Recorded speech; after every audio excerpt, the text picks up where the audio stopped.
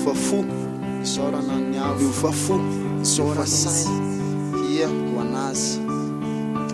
Niova ny saina, niova. Niova ny fo, niova. Niova ny fiainana, niova. Ho an'ilay naharin'ny tany ny lanitra. Niova ny saina, mipakany amin'ny fo. Nahita ny zavatra nainana ankehitriny sy ny loko hafa-koho.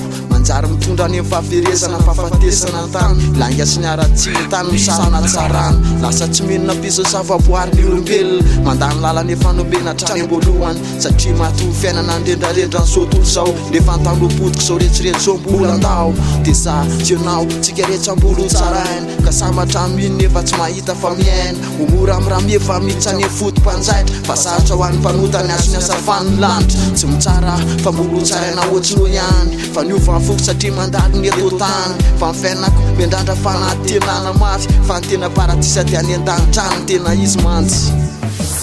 Dia niova ny fo, dia niova ny saina. Andeha amin'ny lalàna famarinana fa zao tontolo zao mandalo. Dia niova ny fo, dia niova ny saina. Andeha amin'ny lalàna famarinana fa zao tontolo zao mandalo.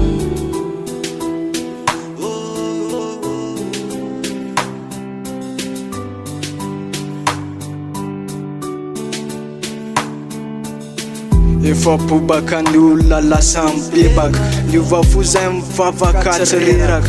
Tamin'ny fandalovana mefara mifahafatesana. Vatana mangatsika ny miditra ny fasana. Tadidio fialanao le tebola naharin'ny tany sy lanitra. Tsy mifidy alaina izy na manana io na mahanitra. Teny zao dia miova efa ho avy izy. Ho avy toy mpangalatsa ataony surprise. Niova ny toe-tsaiko, niova ny fombala. Anirina amin'ny mpanenjika reo manao saina maramara. Satana tsy azo na ampiasa fa mipotsampy. Bobaka ny olona tsy mino fa mivavaka amin'ny vaty lampy. Niova dia tiako hiova koa zao tontolo. Fa fahazam-batratrany ty folo. Dia niova ny fo, dia niova ny saina. Andeha amin'ny lalàna famarinana fa zao tontolo zao mandalo. Dia niova ny fo, dia niova ny saina. Andeha amin'ny lalàna famarinana fa zao tontolo zao mandalo.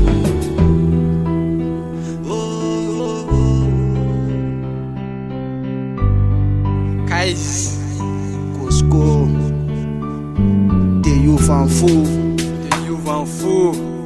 Kay, Niova ny saina. Fanatrana ho amin'ny masaky sy le naharin'ny tany sy ny lanitra. Kast.